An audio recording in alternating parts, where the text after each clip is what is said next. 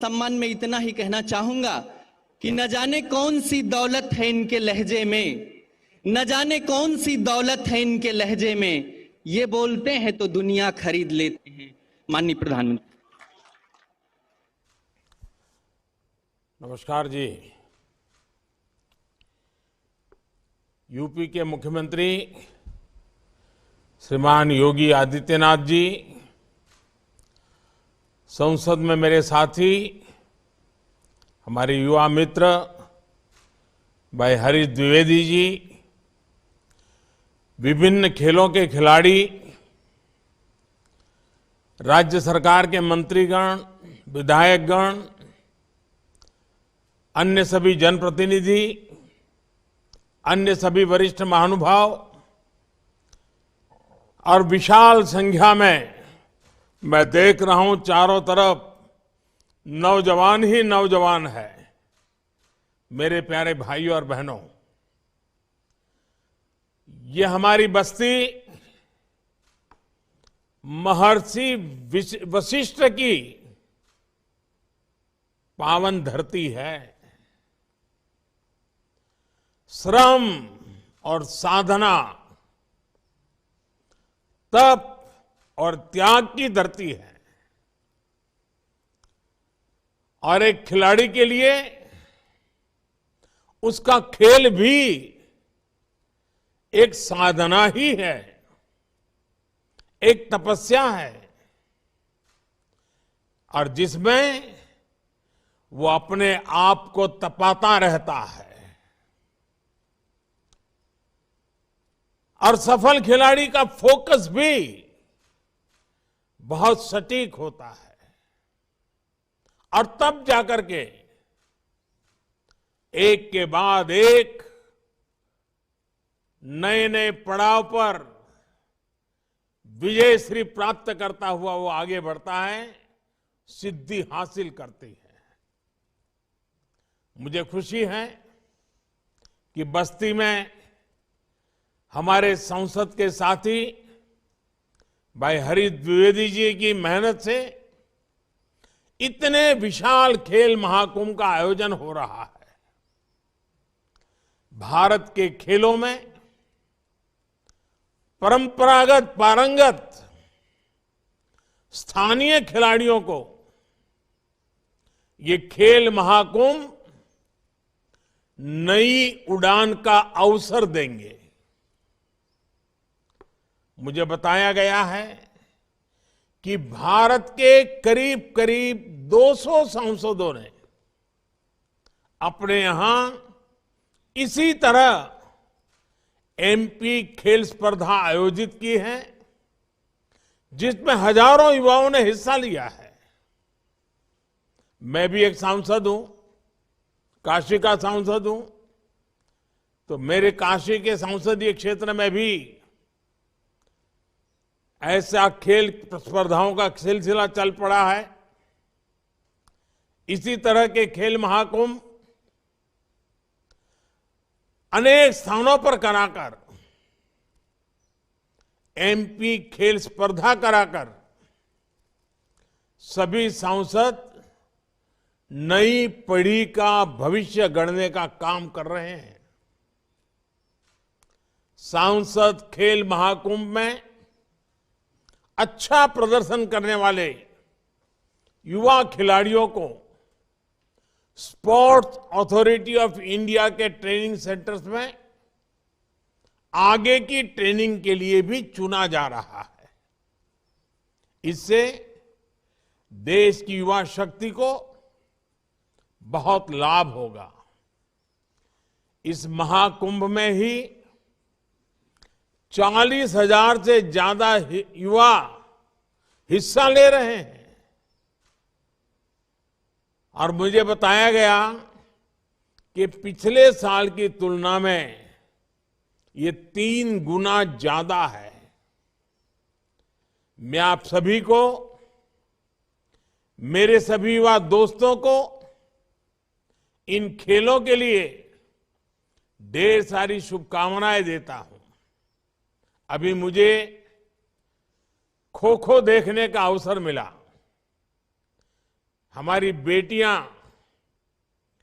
जिस चतुराई के साथ और टीम के साथ पूरी तरह टीम स्पिरिट से खेल रही थी, वाकई बड़ा आनंद आ रहा था देख करके खेल को।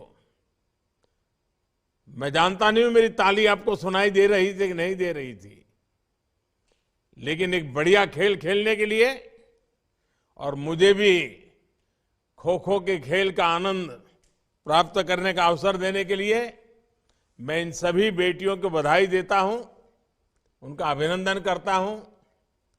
साथियों, सांसद खेल महाकुंभ की एक और विशेष बात है, इसमें बड़ी संख्या में हमारी बेटियां हिस्सा ले रही है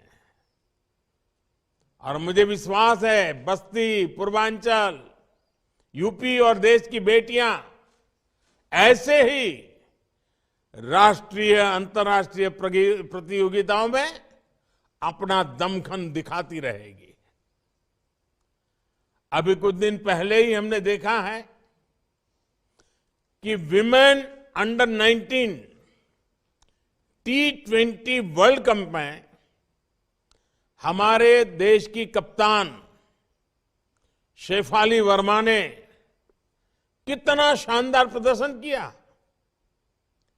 बेटी शेफाली ने लगातार 5 गेंदों में 5 चौके मारे और फिर ओवर की आखिरी गेंद पर छक्का मारकर एक ही ओवर में 26 रन बना दिए।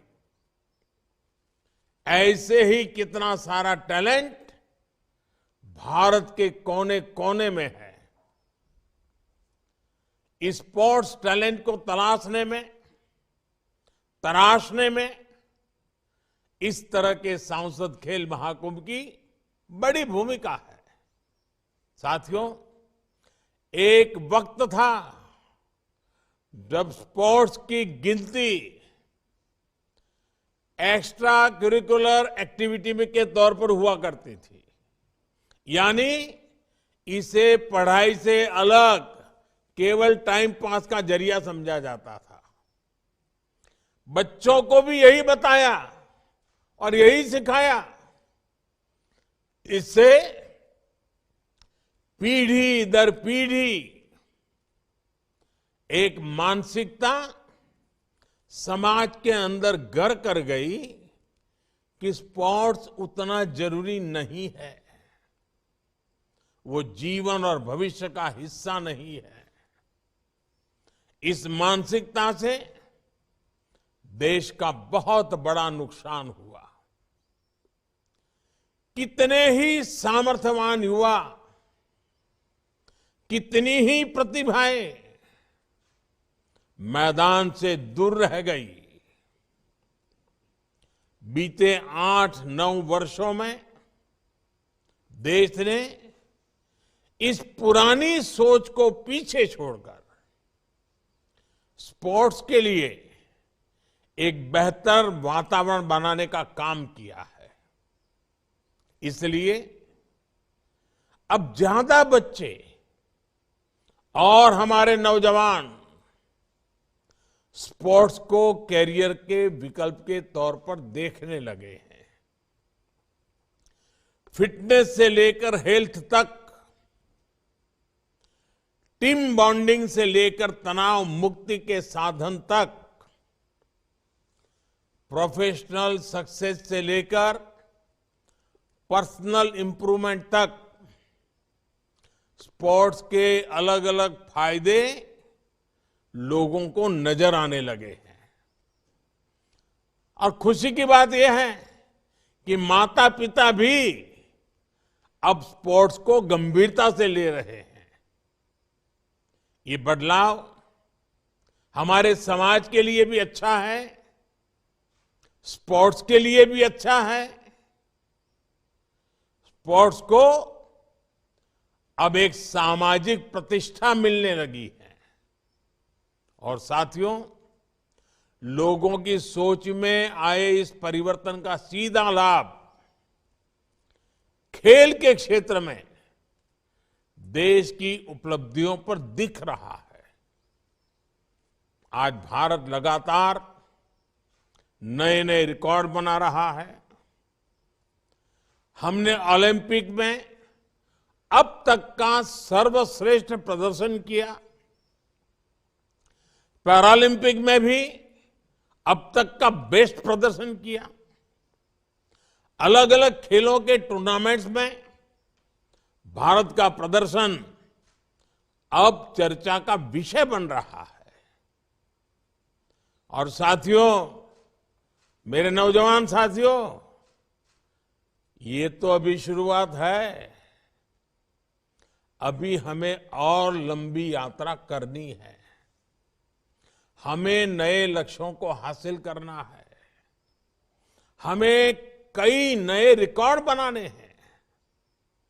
साथियों, स्पोर्ट्स एक स्किल है और एक स्वभाव भी है। स्पोर्ट्स एक टैलेंट है और ये एक संकल्प भी है। खेल के विकास में ट्रेनिंग का अपना महत्व है और साथ ही ये भी आवश्यक है कि खेल की प्रतियोगिताएं, स्पोर्ट्स टूर्नामेंट्स लगातार चलते रहने चाहिए। इससे खिलाड़ियों को अपनी ट्रेनिंग को लगातार टेस्ट करने का मौका मिलता है। अलग अलग क्षेत्रों में अलग अलग स्तर पर होने वाली खेल प्रतियोगिताएं खिलाड़ियों की बहुत मदद करती है। इससे खिलाड़ियों को अपने सामर्थ्य के बारे में तो पता चलता ही है, वो अपनी खुद की टेक्निक भी डेवलप कर पाता है। खिलाड़ियों के कोचेज को भी पता चलता है कि उसके शिष्य में जिसको उसने सिखाया है अभी कौन सी कमियां रह गई है, कहां सुधार की जरूरत है, कहां सामने वाला खिलाड़ी उस पर भारी पड़ रहा है। इसलिए ही संसद महाकुंभ से लेकर राष्ट्रीय खेलों तक खिलाड़ियों को ज्यादा से ज्यादा मौके दिए जा रहे हैं। इसलिए ही आज देश में ज्यादा से ज्यादा यूथ गेम्स हो रहे हैं, यूनिवर्सिटी गेम्स हो रहे हैं, विंटर गेम्स हो रहे हैं। इन गेम्स में हर साल हजारों खिलाड़ी हिस्सा ले रहे हैं। खेलो इंडिया अभियान के तहत हमारी सरकार खिलाड़ियों को आर्थिक मदद भी दे रही है। इस समय देश में 2500 से ज्यादा एथलीट्स ऐसे हैं जिन्हों खेलो इंडिया अभियान के तहत हर महीने 50,000 रुपये से ज्यादा दिए जा रहे हैं। ओलंपिक में जाने वाले खिलाड़ियों को हमारी सरकार की target Olympic podium scheme top से बहुत मदद मिल रही है। इस स्कीम के तहत भी हर महीने करीब करीब 500 खिलाड़ियों को आर्थिक मदद दी जा रही है।